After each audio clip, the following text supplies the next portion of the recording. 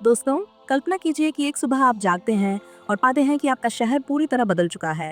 नदियां सूख चुकी हैं, पहाड़ धंस गए हैं और समुद्र का पानी आपके दरवाजे तक पहुंच गया है। ये कोई काल्पनिक कहानी नहीं, बल्कि 2024 में भारत ने इसी भविष्य की झलक देखी थी। आज हम आपको एक ऐसी सच्चाई से रूबरू कराने जा रहे हैं जो हमारी सांसों से लेकर हमारे बच्चों के सपनों तक को प्रभावित कर रही है। साल 2024 ने स्पष्ट कर दिया कि प्रकृति अब माफ नहीं करेगी। Centre for science and environment (CSE) की रिपोर्ट के अनुसार पिछले साल 274 दिनों में से 255 दिनों तक भारत के किसी न किसी कोने में बाढ़, भूस्खलन या लू का कहर बरपा। केरल के वायनाड में जुलाई की उस भयावह रात को याद कीजिए, जब भूस्खलन ने 350 से अधिक लोगों की जान ले ली।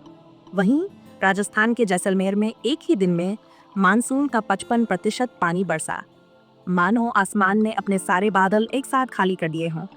दिल्ली में गर्मियों की रातें अब 30 डिग्री सेल्सियस से नीचे नहीं जाती। ये वह दुनिया है जहां फरवरी में ही तापमान 40 डिग्री सेल्सियस तक पहुंच जाता है और पहाड़ों पर बर्फ की जगह धूल के बादल मंडराते हैं।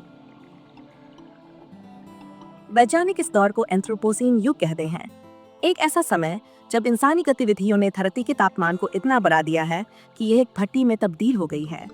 पर्यावरणविद सुनीता नारायण कहती हैं, अब यही हमारा न्यू नॉर्मल है। बारिश नहीं बाढ़, हवा नहीं जहर। पुणे के जलवायु वैज्ञानिक डॉक्टर रॉक्सी मैथ्यू कोल बताते हैं कि कैसे दिल्ली जैसे शहर हीट आइलैंड बन गए हैं। यहाँ की कंक्रीट की इमारतें दिन भर सूरज की गर्मी सोखकर रात में छोड़ती हैं, जिससे शहर और गांव के तापमान में 15 डिग्री सेल्सियस का अंतर हो जाता है। समुद्र भी अब बुखार से तप रहा है। हिंद महासागर का तापमान पिछली सदी से 1.2 डिग्री सेल्सियस बढ़ चुका है, जिससे चक्रवात अब नियमित हो गए हैं। अब एक ऐसा सच सुनिए जो रोंगटे खड़े कर देगा। समुद्र का स्तर हर साल 3 मिलीमीटर बढ़ रहा है, यानी हर दशक में 3 सेंटीमीटर। सुनने में ये छोटा लग सकता है, लेकिन इसका मतलब है कि समुद्र हर साल 17 मीटर जमीन निगल जाएगा। गुजरात का अलंग शिपयार्ड, जहां जहाजों के कबाड़ से जहरीला कचरा फैलता है, वह तो बस शुरुआत है। डॉक्टर कोल चेतावनी देते हैं, अगर वैश्विक तापमान 2.5 डिग्री सेल्सियस पार कर गया तो समुद्र 5 से 7 सेंटीमीटर प्रति दशक की रफ्तार से बढ़ेगा। यानी मुंबई, कोलकाता और चेन्नई जैसे शहरों के कई इलाके पानी में डूब सकते हैं। ये संकट हमारी सेहत को भी निगलना शुरू कर चुका है।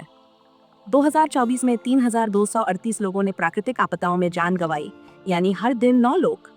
यून हैबिटेट की रिपोर्ट कहती है कि 2040 तक शहरों का तापमान आधा डिग्री सेल्सियस और बढ़ेगा। डेंगू, मलेरिया जैसी बीमारियां अब साल भर फैलेंगी।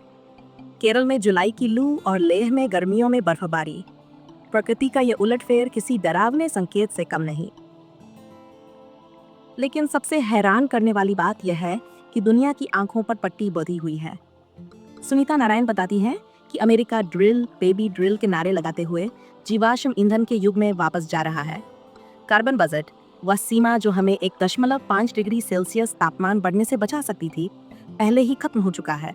फिर भी सरकारें छोटे मोटे उपायों को बड़ी जीत बता रही हैं। इस पूरी कहानी में सबसे दर्दनाक पल वे है जब आम लोगों की आवाजें सामने आती हैं। उत्तराखंड के जोशीमठ की श्यामा देवी का 100 साल पुराना घर धरती में समा गया। वह पूछती है, हमारी 3 पीढ़ियों की मेहनत इस मिट्टी में क्यों दफन हो गई?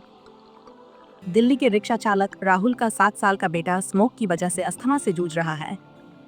और पंजाब के किसान सुखविंदर सिंह अपनी बंजर जमीन पर खड़े होकर सोचते हैं, जब धरती ही बीमार पड़ गई तो फसल कैसे उगेगी? वैज्ञानिक कहते हैं कि अब हमें नुकसान को रोकने नहीं, बल्कि उसके साथ जीना सीखना होगा।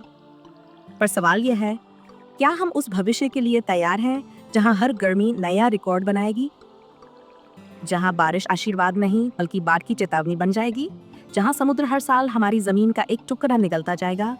इस संकट से लड़ने का एक ही रास्ता है, जागो, बोलो और बदलो। प्लास्टिक की बोतलों का इस्तेमाल बंद करें, स्थानीय पर्यावरण समूहों से जुड़ें, सरकारों से पूछें, नेट जीरो के वादे का क्या हुआ? ये लड़ाई सिर्फ धरती के लिए नहीं, बल्कि हर उस सांस के लिए है जो आपके बच्चे भविष्य में लेंगे। अगर आज नहीं तो कल कभी नहीं आएगा, क्योंकि प्रकृति अब चेतावनी नहीं देगी, वह बस जवाब देगी। अगर आपको यह जानकारी महत्वपूर्ण लगी हो तो कृपया हमारे चैनल को लाइक, शेयर और सब्सक्राइब करें। अपनी राय कमेंट्स में ज़रूर बताएं ताकि हम इस मुद्दे पर और गहराई से चर्चा कर सकें।